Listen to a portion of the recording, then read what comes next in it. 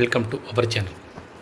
நம்ம சேனலில் டிஎன்டிஇடி தமிழ்நாடு ஆசிரியர்கள் தகுதி தேர்வு பற்றிய அறிவிப்புகளும், ஆசிரியர்களுக்கான சிறப்பு டெட் எக்ஸாம் பற்றிய அறிவிப்புகளையும், ஒவ்வொரு தினமும் நாம் தெரிந்து கொள்ள வேண்டிய முக்கிய செய்திகள், அறிவிப்புகள், எவ்வாறு விண்ணப்பிக்க வேண்டும், ஆவணங்களை எவ்வாறு சமர்ப்பிக்க வேண்டும், என்னென்ன ஆவணங்களை தயார் நிலையில் வைத்திருக்க வேண்டும், அதேபோல் ஆன்லைனில் விண்ணப்பிப்பது எப்படி, ஆன்லைன் மூலமாக பெறுவதற்கான கட்டண சலுகைகள் என்ன, அதேபோல் இதற்கான டென்டேட்டிவ் கால அட்டவணை என்ன, இது எக்ஸாம் எப்பொழுது நடைபெறுகிறது, ரிசல்ட் எப்பொழுது வெளியிடப்படுகிறது, அதேபோல் சர்டிஃபிகேட், குவாலிஃபைட் சர்டிஃபிகேட் பெறுவது எப்படி, டவுன்லோட் செய்வது எப்படி, அதில் இருக்கக்கூடிய பிழைகளை கரெக்ஷன் பண்ணுவது எப்படி, அதேபோல் தற்போது அறிவிக்கப்பட்டுள்ள புதிய உத்தரவுகள், அரசாணைகள், அதேபோல் அரசுக்கு ஆசிரியர் தரப்பில் டெட் எக்ஸாம் தேர்வு ஃபெயிலானவர்கள், தேர்ச்சி பெற்றவர்கள் அரசுக்கு வைத்துள்ள கோரிக்கைகள் என்ன, அதை பற்றி நாம் அப்டேட் பண்ணிட்டுருக்கோம்.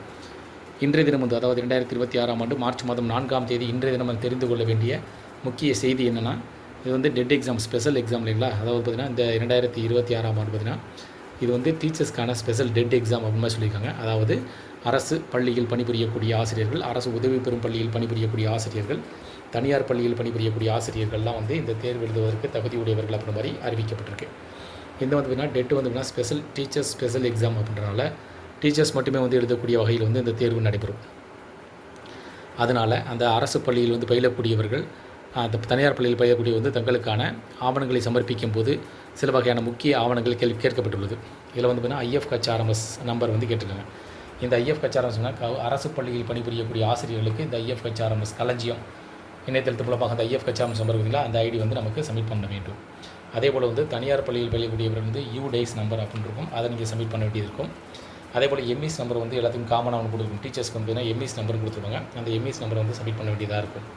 இது பார்த்திங்கன்னா மூன்றுமே நம்ம அரசு ஆசிரியர்களாக பணிபுரிகிறோம் அப்படின்றதுக்காக ஒரு சான்றாக இது பார்க்கப்படுகிறது. அதேபோல் பார்த்திங்கன்னா ஆசிரியர்கள் தங்களுக்கான NOC சர்டிஃபிகேட்டும் சப்மிட் பண்ணணும். அதேபோல் 10th 12th B.Ed அந்த டிகிரி, டிப்ளமோ, DLED முடிச்சக்கூடிய அதற்கான சர்டிஃபிகேட்டு மதிப்பெண்களை பதிவிறக்கம் செய்ய வேண்டும். அதேபோல் கம்யூனிட்டி சர்டிஃபிகேட் நம்ம சப்மிட் பண்ணணும். வழக்கம் போல் அதெல்லாம் நம்ம சப்மிட் பண்ணக்கூடியதான். அதேபோல் அந்த குறிப்பாக பார்த்திங்கன்னா அந்த NOC நோ அப்ஜெக்ஷன் சர்டிஃபிகேட் பார்த்திங்கன்னா அதில் மொத்தம் 29 கேள்விகள் கேட்கப்பட்டிருக்கு. அதோட உங்களுடைய பெயர், குவாலிஃபிகேஷன், அதாவது தகப்பனார் பெயர், கணவன் அல்லது மனைவியினுடைய பெயர், அது போன்ற அனைத்து விவரங்கள் நிறைய கேட்கப்பட்டிருக்கு. அது 10th 12th உங்களுடைய மார்க் லிஸ்ட்டு, என்னென்ன கேட்டகரி, எத்தனை கட் ஆஃப், பாஸ் மார்க், அதெல்லாம் கேட்டிருக்காங்க. அதேபோல் பார்த்திங்கன்னா நீங்கள் இதெல்லாம் சப்மிட் பண்ண உடனே பள்ளியில் நீங்கள் பயின்றிருக்கீங்க அப்படின்னா அதற்கான உங்களுடைய சுய படிவம், அதாவது உங்களுடைய விண்ணப்ப கடிதத்தை சமர்ப்பிக்க வேண்டும். அதேபோல் அந்த விண்ணப்ப கடிதம் மட்டும் நீங்கள் அந்த பள்ளியில் தான் வேலை பார்க்குறீங்க அப்படின்றத அங்கே பள்ளியில் பார்த்திங்கன்னா அதற்கான சான்று சமர்ப்பிக்க வேண்டும். என்ன பதவியில் இருக்கீங்க, எப்போ நீங்கள் ஜாயின் பண்ணீங்க, ஜாயினிங் லெட்ரு, தற்போது என்ன பணியில் நீங்கள் பதவி வைக்கிறீங்க அப்படின்ற அனைத்து விவரங்களும் சமர்ப்பிக்க வேண்டும். அதேபோல் இந்த நோ அப்ஜெக்ஷன் சர்டிஃபிகேட் கண்டிப்பாக சமர்ப்பிக்க வேண்டும் சொல்லியிருக்காங்க. இதில் பார்த்திங்கன்னா ரிசல்ட் 60 பாஸ் மார்க் இருக்குங்களா.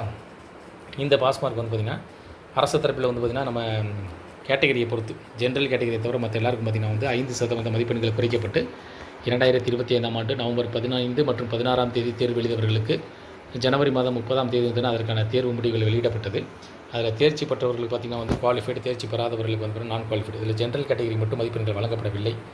அவ்வாறு அறிவிக்கப்பட்டது. அதன் பின்னர் தற்போது பிப்ரவரி மாதம் அந்த கட் ஆஃப் மார்க் மாற்றுத்திறனாளி நபர்களுக்காக 60 மதிப்பெண்களாக குறைக்கப்பட்டு அதற்கான அரசாணை வெளியிடப்பட்டது. அதன் பின்னர் மீண்டும் அதற்கான அவர்களுக்கான புதிய அந்த தேர்ச்சி விகிதத்திற்கான குவாலிஃபைட் சர்டிஃபிகேட் அந்த ரிசல்ட் வெளியிடப்பட்டாங்க. இதன் மூலமாக குறிப்பிட்டு 1 லட்சத்திற்கு மேற்பட்டோர் தேர்ச்சி பெற்றிருப்பதாக ஒரு தகவல் வெளியிருக்கு. அதேபோல் அந்த 60 மதிப்பெண்கள் அந்த மாற்றுத்திறனாளி நபர்களுக்கு மட்டுமின்றி அனைவருக்கும் 60 மதிப்பெண்களாக தேர்ச்சி விகிதத்தை குறைக்க வேண்டும் என்று கோரிக்கை வச்சுருக்காங்க. இந்த கோரிக்கை பார்த்திங்கன்னா ஆசிரியர்கள் சங்கங்கள் தரப்பில் பார்த்திங்கன்னா பள்ளிக்கல்வித்துறை அமைச்சரிடம் சமர்ப்பிக்கப்பட்டிருக்கு.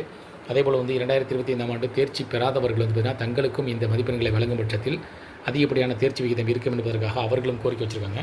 அதேபோல் இந்த எக்ஸாம் ஸ்பெஷல் டெட் எக்ஸாம் பார்த்திங்கன்னா டெட் ஸ்பெஷல் டீச்சர்ஸ் எக்ஸாம் அப்படின்றனால இது டீச்சர்ஸ் மட்டும் இல்லாமல் அனைவருக்கான தேர்வாக அறிவிக்க வேண்டும் அப்படின்ற மாதிரி கோரிக்கை வச்சுருக்காங்க. இவ்வாறு தொடர்ந்து சில வகையான கோரிக்கைகள் முன்வைக்கப்பட்டிருக்கு. இந்த கோரிக்கையின் அடிப்படையில் பார்த்திங்கன்னா தேர்ச்சி விகிதம் அதிகரிக்க வேண்டும் என்பதற்காக 60 மதிப்பெண்கள் கட் ஆஃப் வழங்கப்பட வேண்டும். அதாவது கட் ஆஃப் இல்லை, 60 மதிப்பெண்கள் பாஸ் மார்க் அறிவிக்க வேண்டும், 40% கட் ஆஃப் அப்படின்றத அறிவிக்க வேண்டும் என்று கோரிக்கை வச்சுருக்காங்க. இந்த கோரிக்கை பற்றி உங்களுடைய ஏதேனும் கருத்துக்கள் இருந்துச்சுன்னா நீங்கள் கமெண்ட் பண்ணலாம். அதேபோல் உங்களுக்கு இந்த 60 மதிப்பெண்களாக குறைக்கும் பட்சத்தில் நீங்கள் 2025ஆம் ஆண்டு தேர்வு எழுதி ஃபெயிலானவங்க தேர்ச்சி பெறுவதற்கான வாய்ப்புகள் இருக்கா அப்படின்றத உங்களுடைய கமெண்ட்டை நீங்கள் பண்ணலாம். அதேபோல் கூடுதலாக உங்களுக்கு எந்த ஒரு அஃபிஷியலான நோட்டிஃபிகேஷன் அரசு சம்மந்தமாக அதிகாரப்பூர்வமான இந்த டெட் TRP சம்மந்தமாக தகவல் நீங்கள் தெரிந்து கொள்வதற்கு டிஆர்பியோடைய வெப்சைட்டு, டிஆர்பியில் இருக்கக்கூடிய ஹெல்ப்லைன் கான்டாக்ட் நம்பரை நீங்கள் கான்டாக்ட் பண்ணி கூடுதல் தகவலை தெரிந்து கொள்ளலாம். இந்த தகவல் உங்களுக்கு பயனுள்ளதாக இருந்துச்சுன்னா இந்த வீடியோக்கு லைக் பண்ணுங்கள். மீண்டும் இதேபோல் ஒரு பயனுள்ள தகவலில் சந்திக்கலாம். நன்றி.